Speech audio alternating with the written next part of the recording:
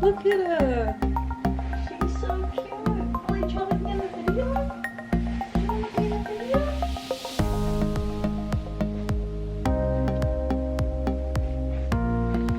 She hates the camera, but I thought she's so cute she should be in the video. Hey.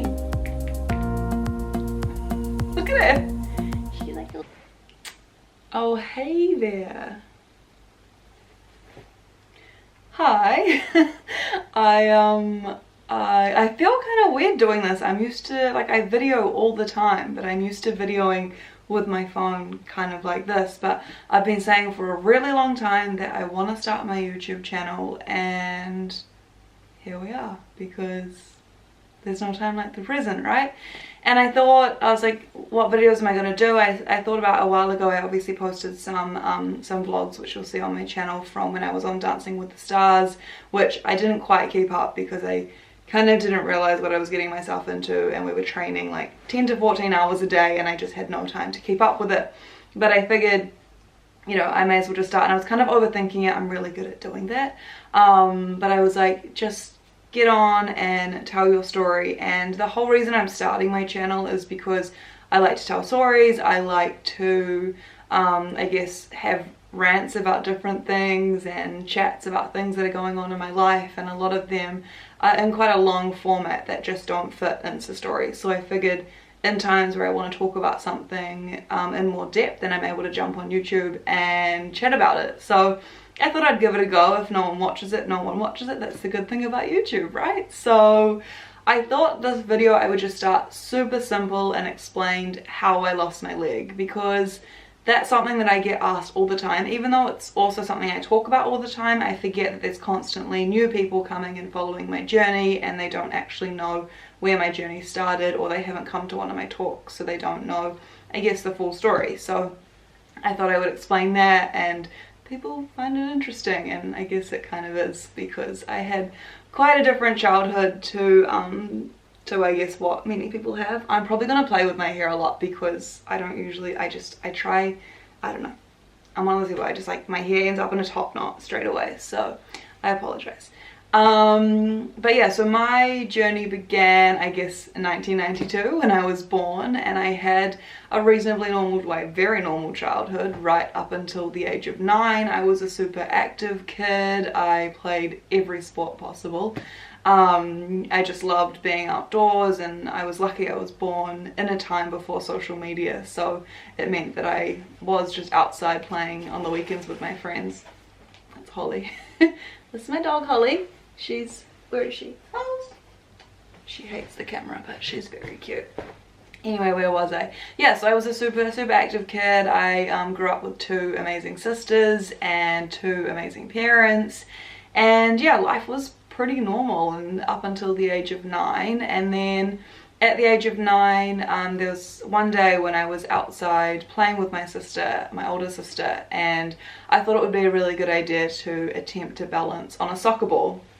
Now, I was just kind of showing off a little bit, and it's something I think I'd probably done before and didn't think much of it, but I successfully managed to do so. I was balancing on the soccer ball being all, look at me, and then I came crashing to the ground with a screen that my dad says literally still haunts him to this day. So he picked me up and took me inside, and I was hugging my knee to my chest, so close, because I was just in so much pain, and any kind of movement would just be absolutely horrific. And so Mum went and called the ambulance, and the ambulance arrived, and they rushed me to the hospital after doing what they needed to do at home. And when I got to the hospital, I was put into immediate surgery to fix what had been discovered as a fractured femur bone. Now, if you don't know the femur bone, it's basically the bone that goes kind of from your knee up into your hip. So it's that bone in your thigh, basically, and the femur bone is actually the strongest bone in your body. So it's one that's reasonably hard to break, but one that I managed to break. So yeah, I was rushed into immediate surgery. They put rods up my leg to help fix the break, and I think I spent quite a bit of time in hospital just trying to fix the break. And as you can imagine, I'm a 9-year-old kid, and I just wanted to get back to doing sports. You know, I was in plaster from like pretty much up here, down my whole leg, and basically was trying to heal. I'll try and insert a photo of the plaster I had. It was horrific, but yeah, all I was thinking was I just want to get back to life, and I don't think any of us kind of, or I guess none of us, realized what was actually ahead of us. I mean, my parents, it was like, I guess it's a big deal going through, you know, your kid's just broken their leg and in a really bad way, and that's horrible, but I just don't think we knew what was in front of us. So anyway, I came out of the hospital and I was just healing at home as you heal a broken leg, and they basically decided that I needed to start rehab, and so I started rehab, and I was in this rehab clinic where I was walking on the treadmill and doing different things just to try regain my strength again. And it just wasn't, I was just in so much pain. My leg wasn't healing how it should have been, and I think the doctors were starting to get a little bit concerned just why it wasn't healing. There was no reason it had been the amount of time it should have healed, and it looked like it was healing, it just, I was in so much pain. So the doctors decided to put me through a series of tests, so I did MRI scans and CT scans and all sorts, and then my parents found themselves basically in a room that I don't think they ever imagined themselves being in, hearing 4 words that I don't think they ever imagined hearing, which was, "Your daughter has cancer." And obviously that was a huge shock to my family, to me, even though, I mean, I was only 9. I don't know if I understood what was going on. Obviously I realized I was in for a long ride. I think I knew what cancer was. My granddad, my papa, he had died of cancer, I think maybe 2 or 3 years beforehand, so I'd heard of cancer, but being told you have cancer is a whole nother thing, especially when you're 9. And I think I was sheltered from quite a lot of the conversations, obviously, because I wasn't going to understand them anyway. So yeah, I don't remember a lot of what happened over that time, but obviously so heartbreaking and horrific for my parents, and something that they never expected. And yeah, I don't know how long that cancer had been in my leg, but that was obviously what had weakened my bone, causing it to break in the first place, because you shouldn't just break the strongest bone in your body just balancing on a soccer ball. So yeah, that was how I found out about my cancer, and then things happened really quickly. I think there was a couple of weeks where my parents and the doctors kind of put a plan together and what was going to happen. The cancer wasn't a great one, and not that there's any great form of cancer, but it was pretty aggressive and quite far along. But yes, they put this plan together of what was going to happen to me and what I was going to do over the next while, and my family tried to keep life super normal. I think it was the morning of my big sister's 11th birthday party, so we celebrated her birthday. I remember this so specifically. She had her friends over and we had a birthday party, and then in the afternoon I went to hospital and I was admitted to begin chemotherapy, which was really scary. I again don't remember a lot of that. It was probably July by this point. I'd broken my leg in, I think, February, so I'd spent that time healing, discovering the cancer, and then July was when I started the chemotherapy. And over the next 6 to 9 months I underwent 16 rounds of chemotherapy, and I had some of the strongest chemo. In fact, I had the strongest chemo at its strongest dose that you can get at certain times throughout that. And the cycle was really, I can't quite remember it, but it was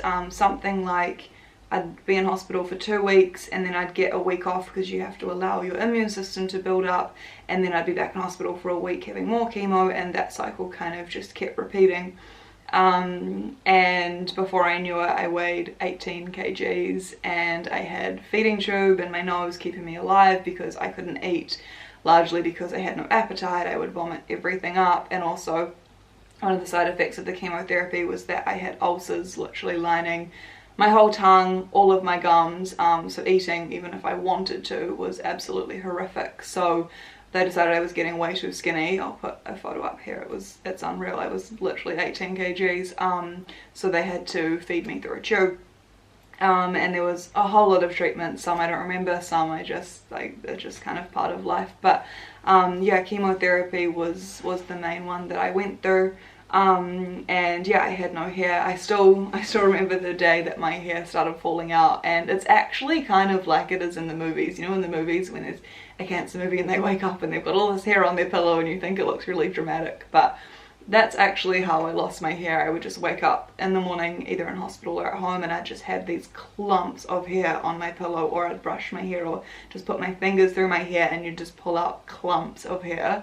And it got to the point where I kind of looked like I had a run-in with a really angry hairdresser. I was just like patchy bald bits. So my family and some family friends just decided to throw me a little lose my hair party, and we basically shaved my hair off and ate cake and got me bandanas and beanies and tried to make it as fun as it could be, even though there's nothing fun about losing your hair.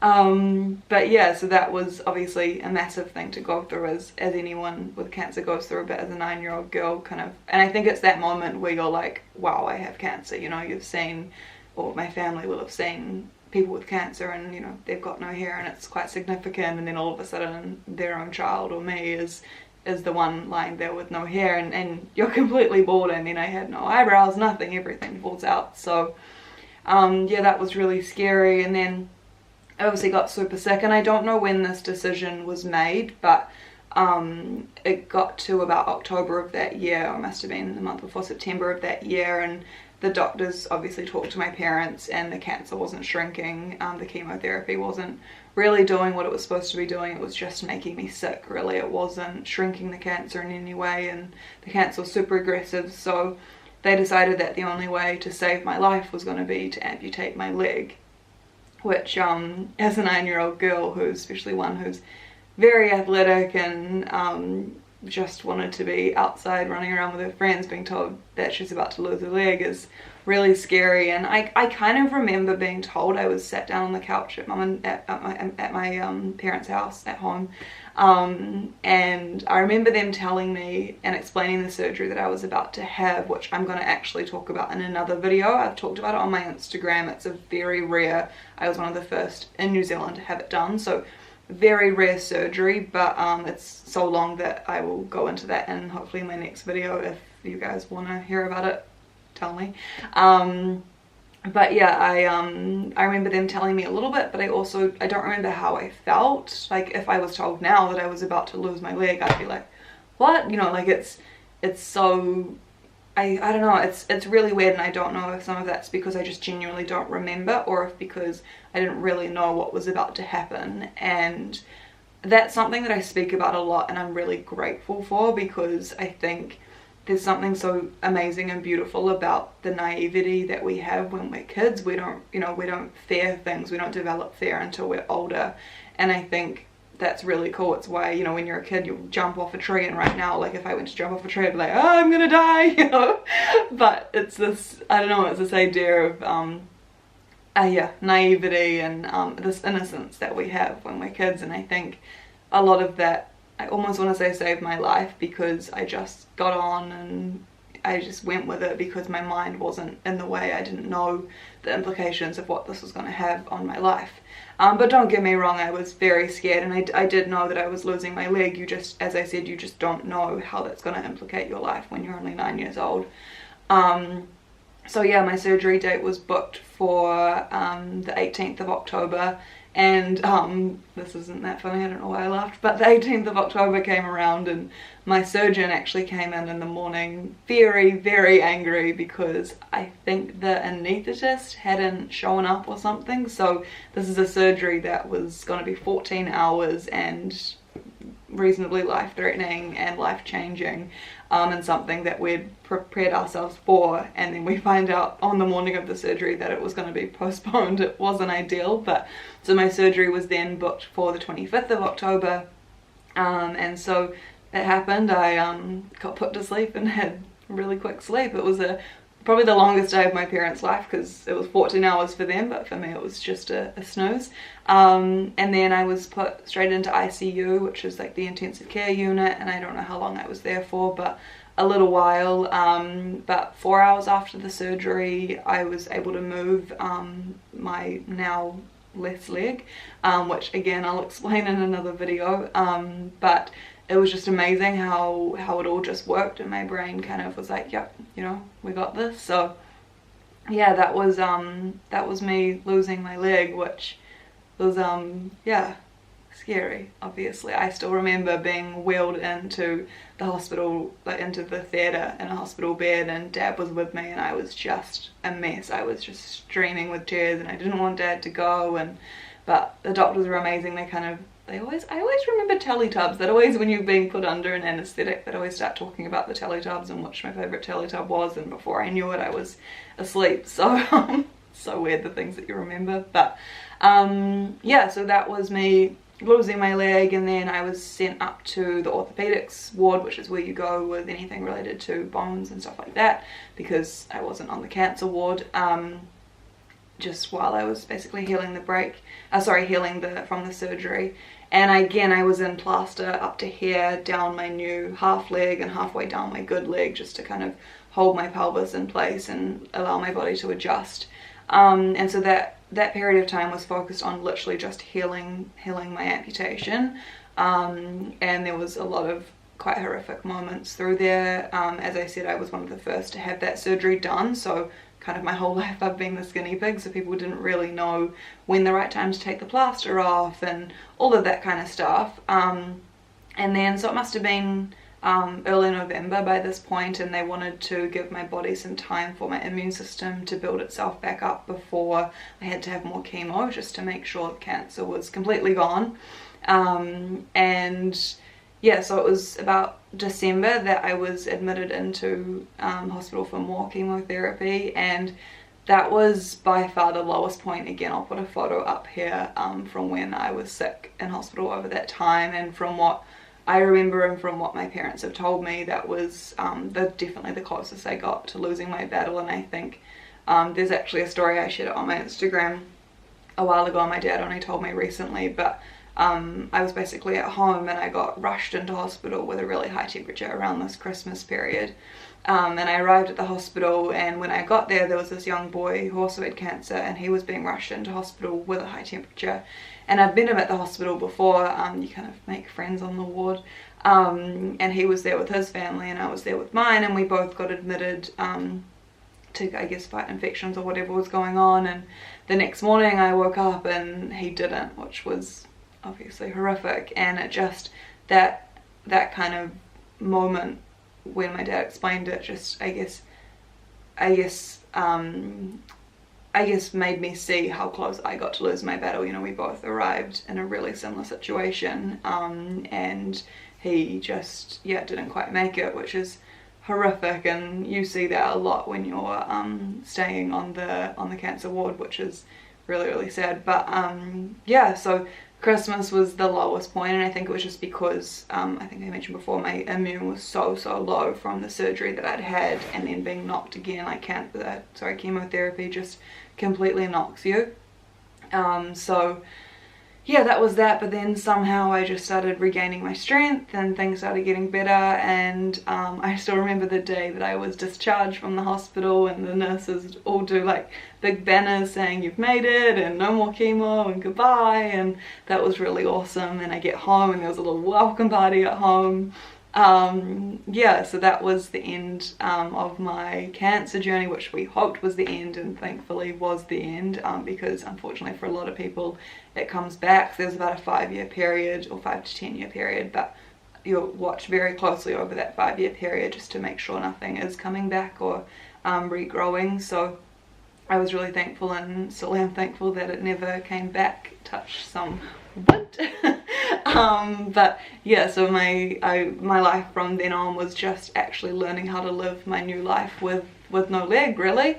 So I eventually got fitted for my prosthetic leg, and yeah, maybe I'll go into this in more of in another video, because this is already nearly 20 minutes, but of me, I guess, relearning to do all the things that I can now do. But learning to walk was quite a slow process. I think I thought, okay, I've got a new leg, like, sure, it's not made of flesh and bone, it's made of, I don't know, plastic and carbon fiber, but you know, let's just like go do life. But it was more like, okay, I have a new leg and now I need to learn how to use it. So I spent a really long time learning to walk. I think, excuse me, it was about 2 years that I took to really learn how to walk properly. I went from being fully on crutches, wasn't a wheelchair first, but then fully on crutches, and then being able to use one crutch with my new prosthetic, and then eventually I was able to just use my prosthetic, but obviously quite slow and a bit unstable, like literally like a baby learning to walk.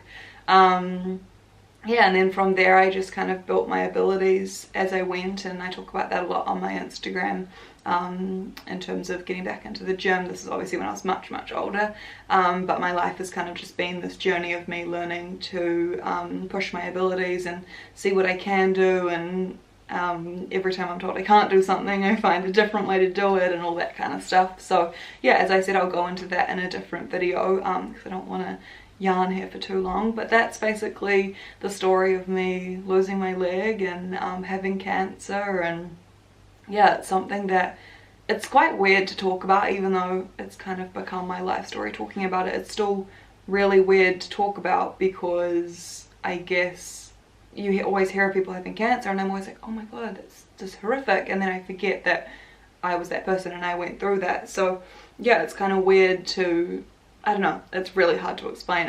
I guess I kind of see my life as these two different lives. There was me before I had cancer and me after cancer. So yeah, that's the journey of my journey, really.